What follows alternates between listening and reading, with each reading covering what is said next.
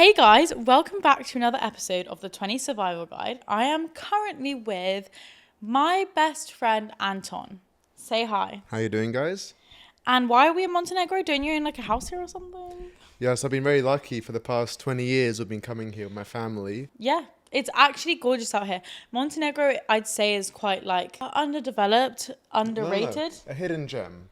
Hidden gem. Undiscovered, not underdeveloped. Okay, I'd say undiscovered. Tip for summer: find yourself a friend who has a holiday house that you can just go and like literally live off of for a little while. Anton is obviously one of my best friends. He is my best guy friend, I'd say, that I have since we were born. It goes back a long way. No, when you're 2 months old, it's important to work out. Our sisters are friends with each other. Yeah. Our parents friends with each other. Everyone's friends. It makes it a lot easier as well, I'd say. It's family friends, but so many situations where you have family friends, it's not by choice. Like, you don't actually want to be friends with them. You just have to hang out with them. For me and Anton, it's slightly different because with family friends, you tend to grow up and you drift apart because you change as people. But we kind of never changed. We're still on the same track. Do you know what I mean? I think we're on the same wavelength, definitely still.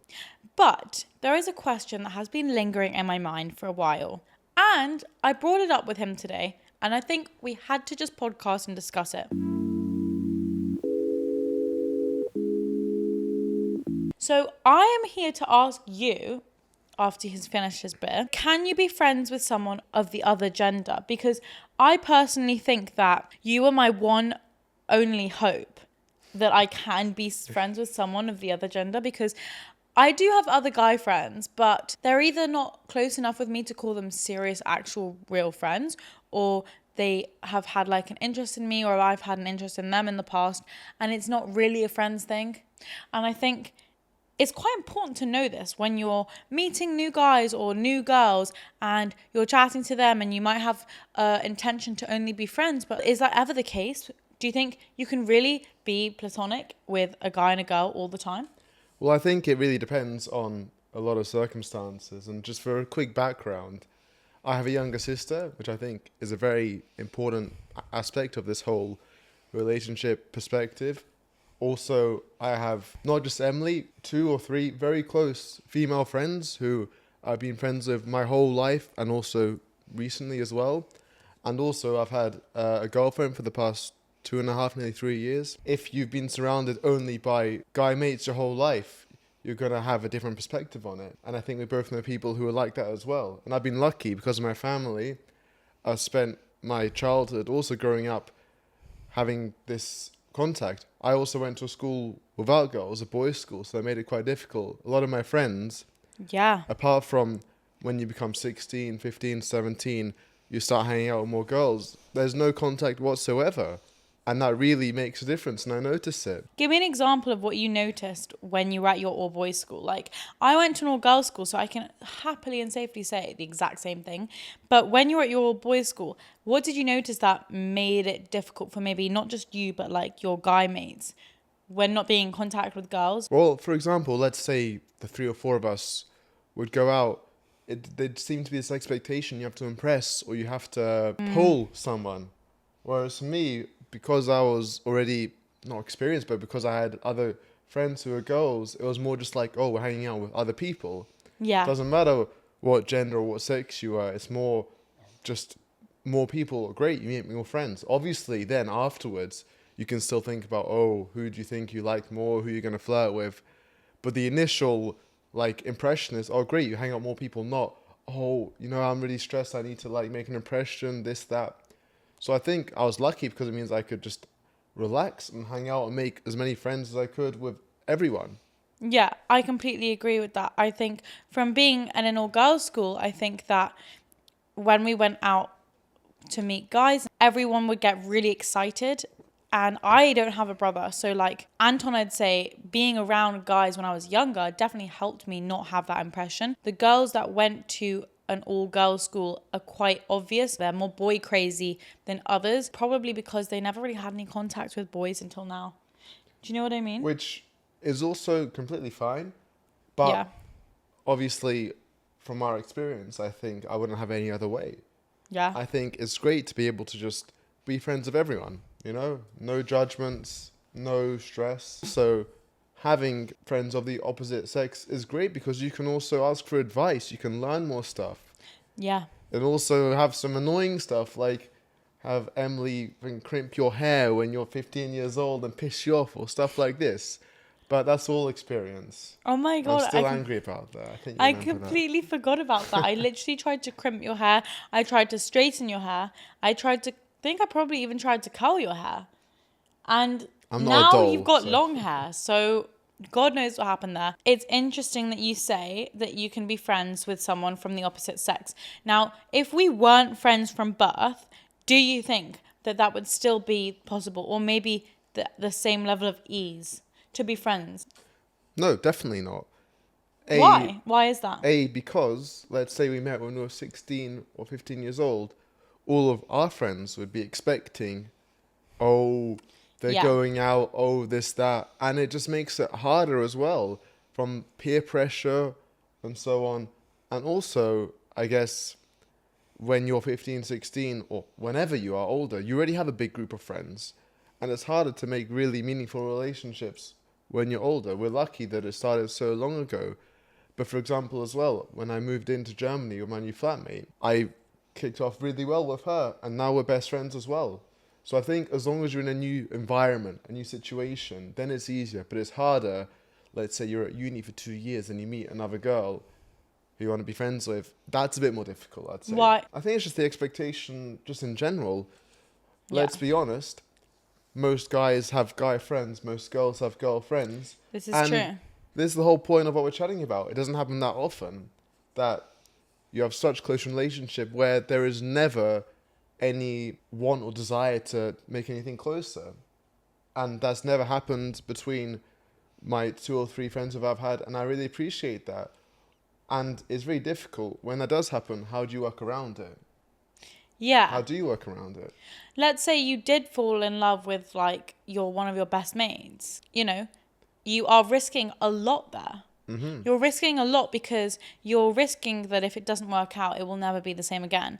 And I've had so many friends with situations who have like taken the plunge and asked out the other person and it didn't work out. Or I've even been in a situation where I have found one of my friends and I thought that there was something more. So we ended up trying it out and seeing if there was something more, and it just turned out for that not to be the case.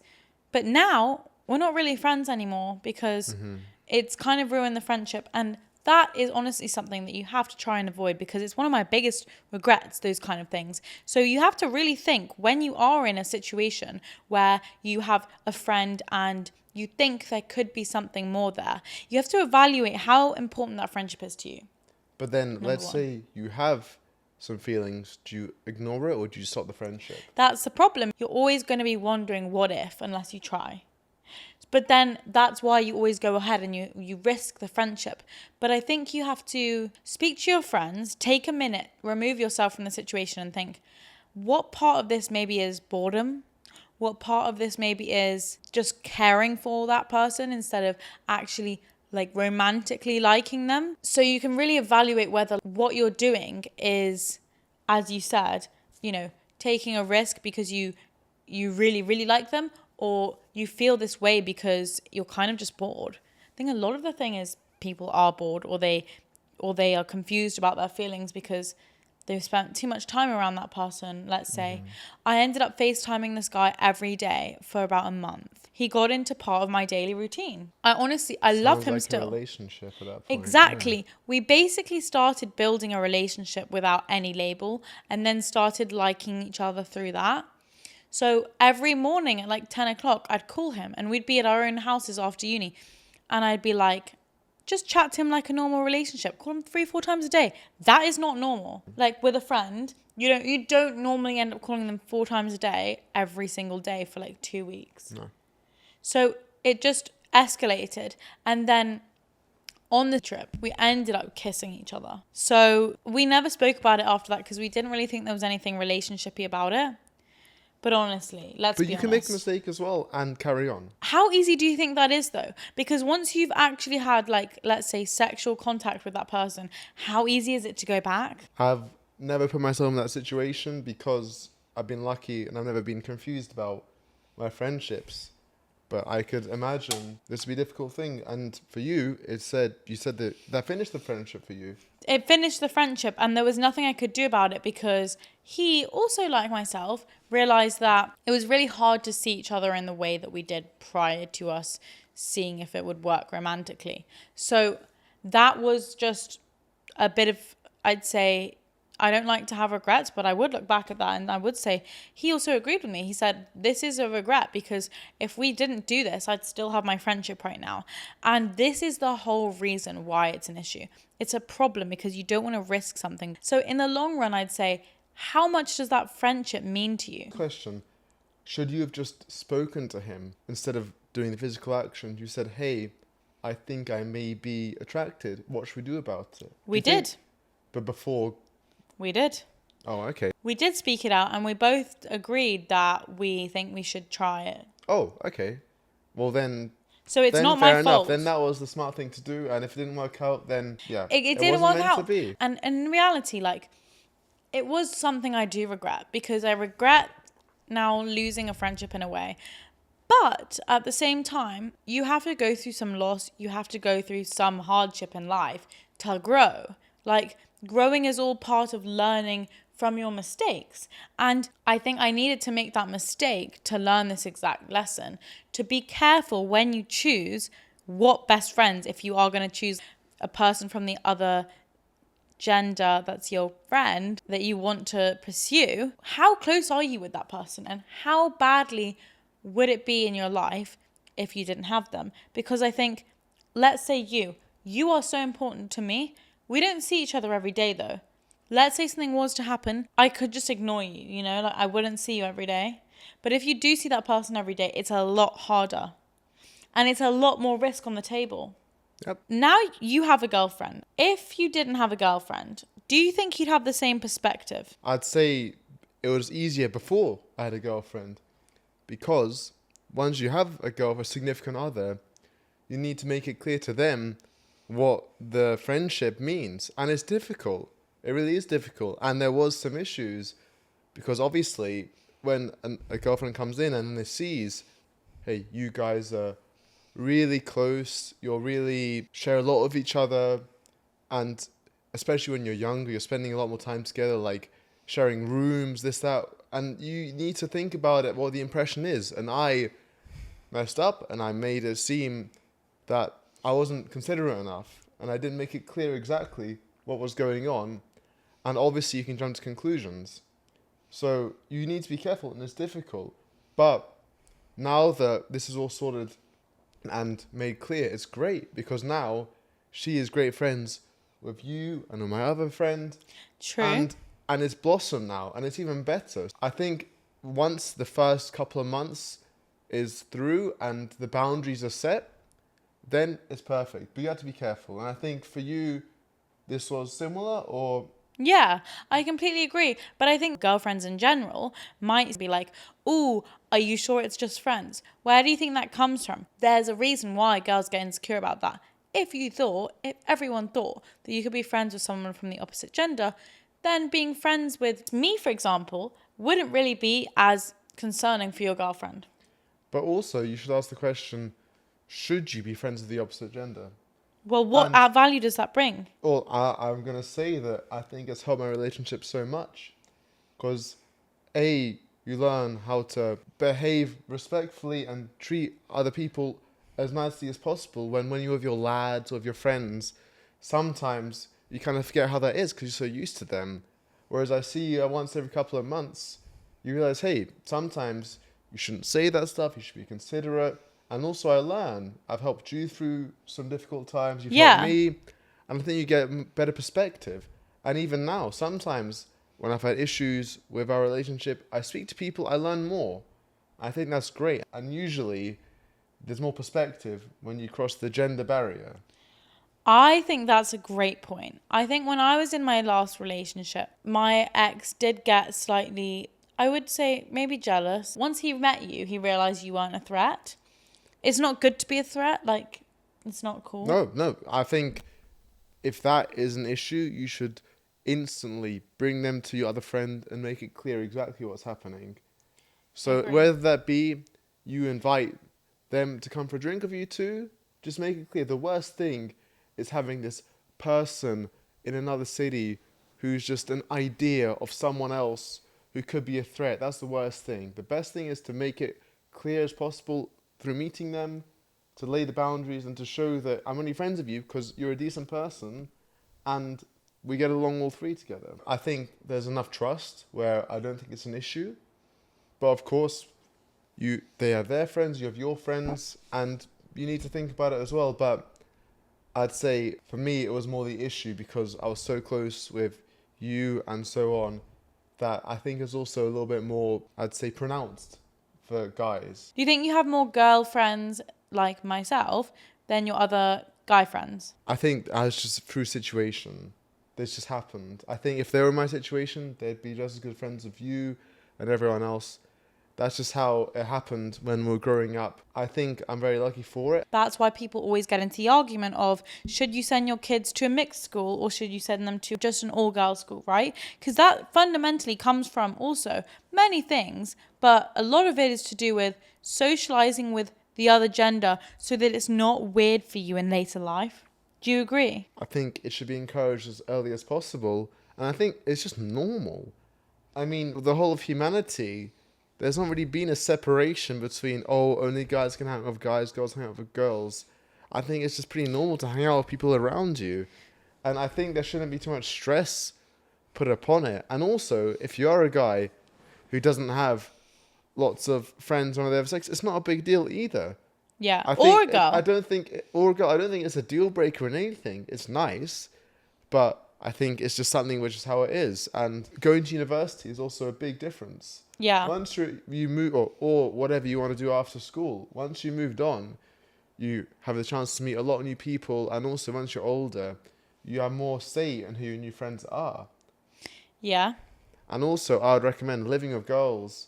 I live with 4, and next year 3. It's a lot cleaner, I'd say, as well. Guys can be messier, and I think that's the benefit. That's also a little bit controversial to say. So personally, I don't think the girls are cleaner. Your house was a mess. I'm sorry. So maybe I'm wrong. We were disgusting. The house was a disaster, anyways. It was a fail before we even got there. Let's say when your guy friends want to come for me, or any of your girl friends, or other people, how does that affect you? For me, I think it's not an issue at all. I'm not jealous because I'm not in a relationship with you or them. And if they're being nice and respectful, then that's great. It's not really my problem. If you guys are not happy with how it played out or anything, then I'll be there to support you. But if I'm allowing you to meet new people and allowing them to meet other people, I think it's great. If I was also in that position, I've met many amazing people through you as well. Yeah. That's the whole point of friendships. Yeah, you are kind of networking and learning to meet new circles.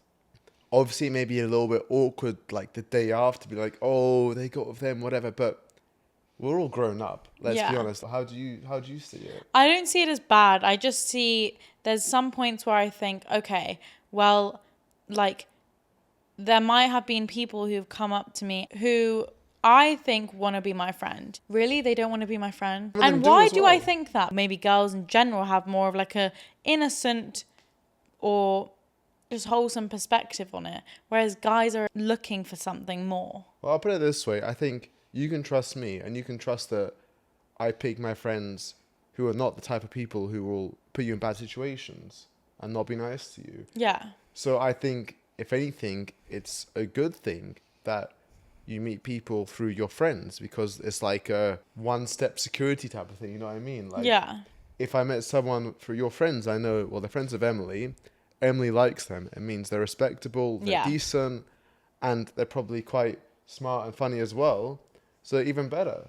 Yeah. It's, you learn from your network. And if not a relationship, you got another friend, even better. And that's shown through my friend Theo. Yes. Who you're great friends with as well, who's been in this podcast as well. Dogden, big up. And I think that's just one example of a great way that friendships can be created through being friends with the opposite sex, which is just a normal thing. So I think to make it into this big conspiracy is I think that you're extremely right, but I also think that I know many people who have been in a situation and they really struggle to find guy friends because unfortunately a lot of their guy friends slowly end up moving to them.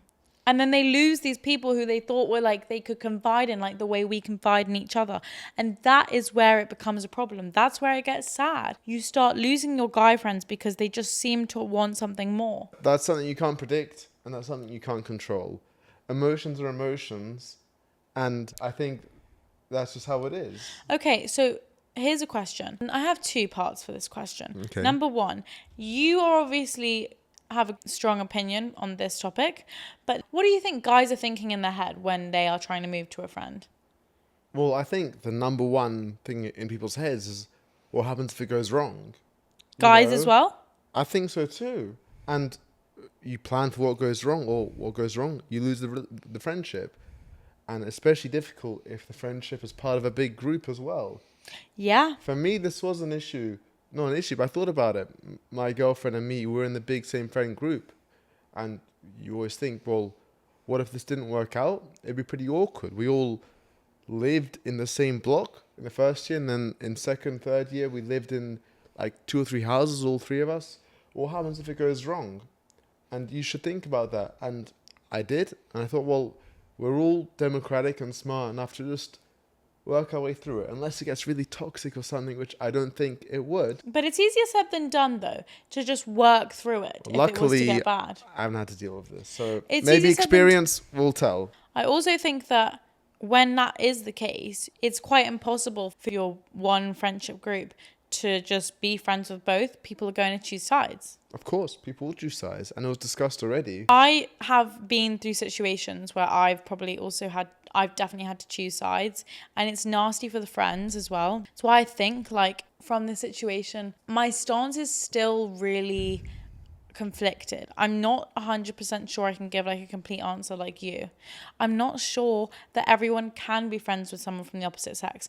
I think you said to me earlier that you believe that you can, but not everyone can. I think that's an unfair thing to say. I think everyone can be friends with someone else. They probably don't know them yet, but I think everyone has the capacity to.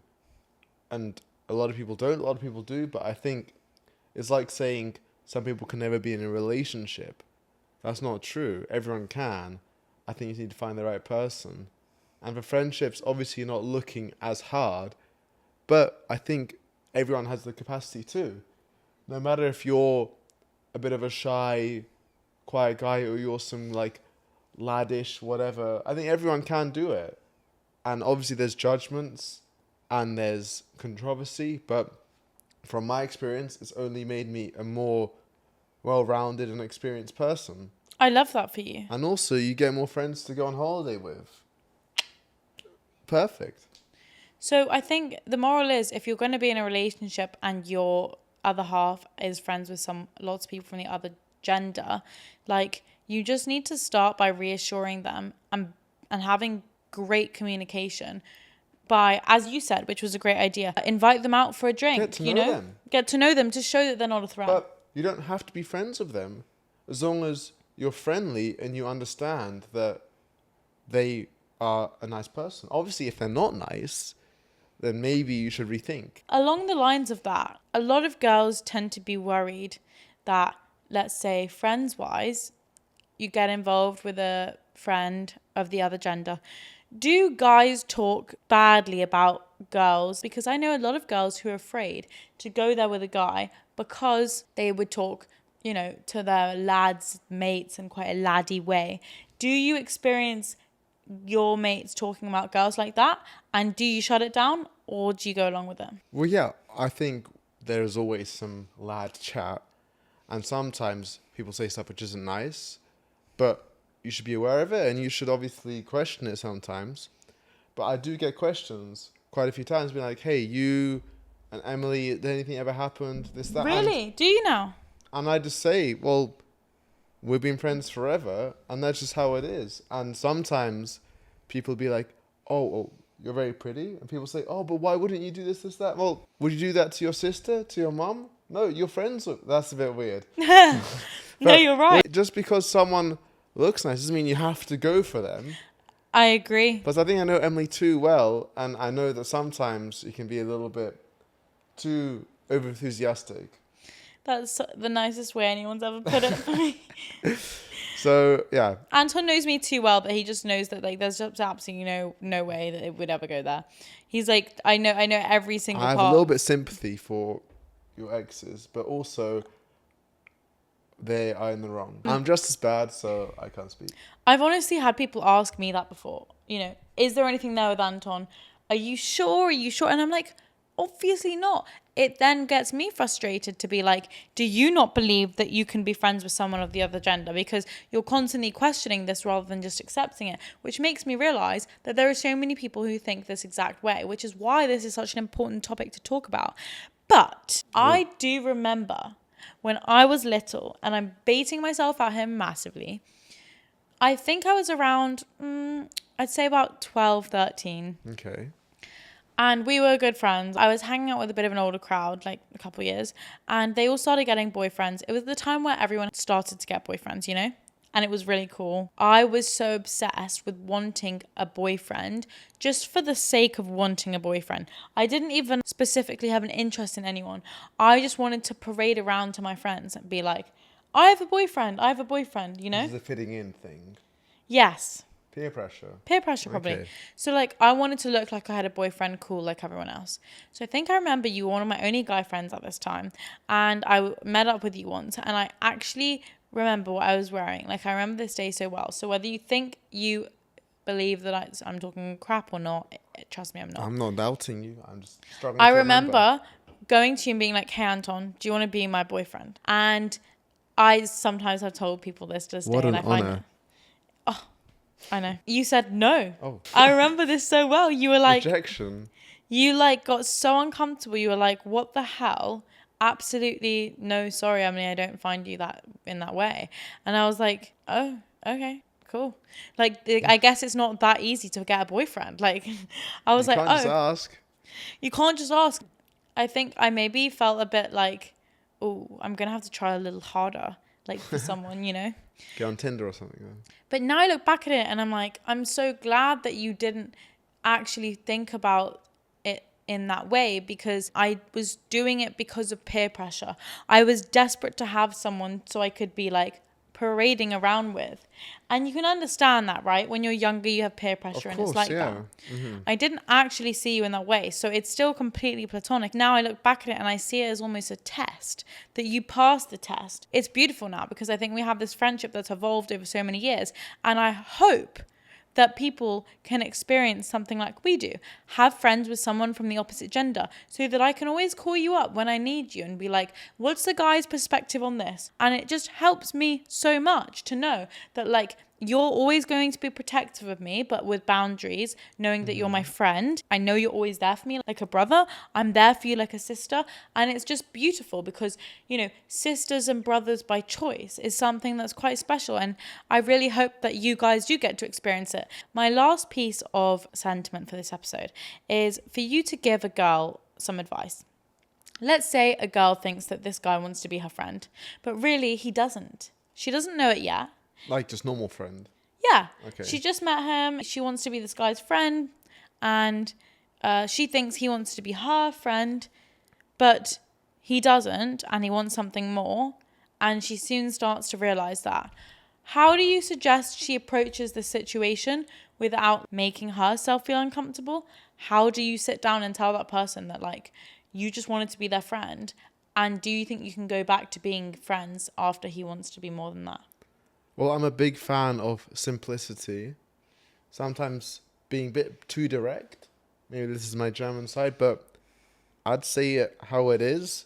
Yeah. And if the guy reacts so badly, you probably don't want to be his friend anyways. If the guy can't handle that he just wants to be friends or just doesn't want to be friends or whatever, if he can't handle that or if she can't handle that, then you probably shouldn't be friends. People should be understanding and self-controlling enough to be able to discuss that.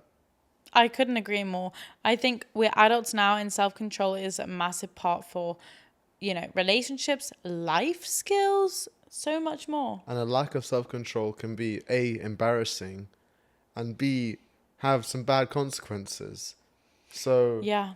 I think if you're with someone who has a lack of self-control, whether that be knocking glasses over or not, or All right, that was a dig overstepping at me. boundaries with relationships, which is not insinuated here at all, then you need to learn from that. Maybe call them out and then Yeah. see from there. See if they change or not. I agree. Okay, final question. Are you ready or are you not ready? You better be ready because you ain't got a choice. Давай. That means let's go in Russian. What is the best piece of advice you've learned in your 20s so far that you can share to our listeners? I was recently listening to Pink Floyd, Dark Side of the Moon, the album with the triangle of the rainbow coming out the other side. It's quite famous. Yeah. And one of the lyrics was, all you touch and all you see will be all that you'll ever be. Something similar like that. And that made me realize as much as you can, make as many friends as possible. And in this context, having friends from the opposite sex gives you so many more experiences and opportunities that it makes you more as a person. You see more, you do more, and you learn more, and then you will be more.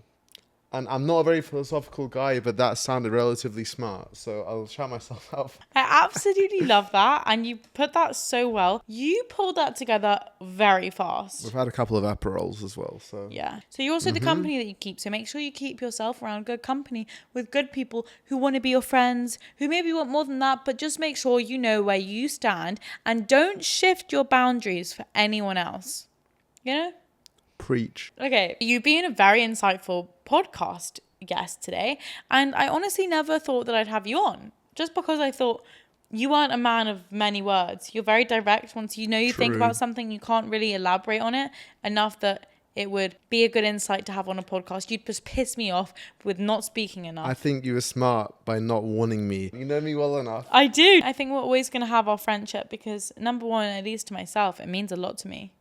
Likewise. Anton's parents have finally arrived, so we're going to go have a drink with the alcoholics downstairs and see you guys next week.